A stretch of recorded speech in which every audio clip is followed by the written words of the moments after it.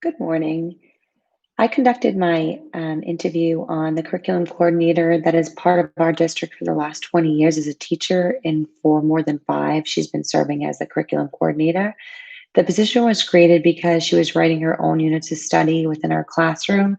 So they offered her the position so that way she could share her skills with the rest of the district. We began our interview by discussing what she felt was important to be an effective curriculum coordinator. We both agreed that the candidate really needs to know the Common Core state standards and that they also need to know how to teach students of all abilities. I agreed with this because currently I serve as a special educator, and it's important that the tools we use to teach these kids make it accessible for all. We continued to talk more about the curriculum, and we both found it interesting how many often refer to the curriculum as being the books that they use to teach, and they don't realize that the curriculum is actually a set of standards, the textbooks and the materials used to teach and implement these standards. Next, I asked her to define instruction. She believes instruction is the avenue that is used to achieve the curriculum and how it is delivered. Assessment should effectively reflect the application and content and standards that were taught. We both agreed that when we plan, we use the backwards planning strategy. I next asked her how to ensure the district's curriculum instruction plan is followed within the classroom. Our district has created a district literacy leadership team, and they follow an action plan and a timeline that is overseen.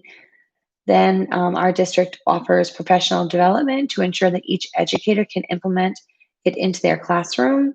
The principals go into the classroom to see implementation, and then the team later views the benchmark assessments and hope that they reflect the content that's being taught in the classroom. Our district also holds professional learning communities, which further examines the teachers' knowledge of the current tools that are being used in the classroom. Best practices in the area of instruction. We talked about how we both agreed that backwards planning is always the best way to start. And then we use effective questioning, not only from teachers, but also from students. And we also both made an emphasis on teachers' ability to create relationships amongst all stakeholders that are not only sitting in front of you, but parents and people within the community.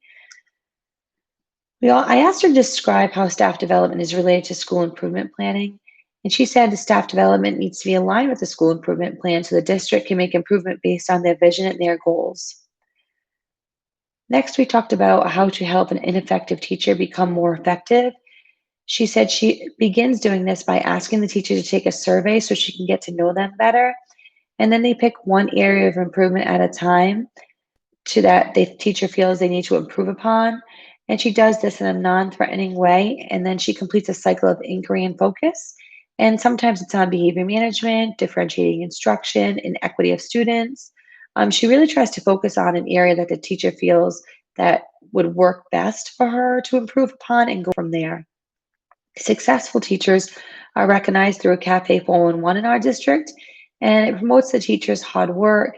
The teacher will often share their ideas and philosophies, and then our district once a year votes on a teacher of the year. We finally wrapped up our interview with talking about the movement to online learning. We both agreed that in person learning, especially for younger students, is most effective, but agreed that the technological world has become now kind of wide open, and kind of encourage teachers to tap into those and see what's available to them so that they can best utilize these in the schools to help our students grow and become stronger students. But we did agree that in-person learning is for the socialization piece is crucial. And it's difficult to tell if students are mastering skills when you're using a virtual platform.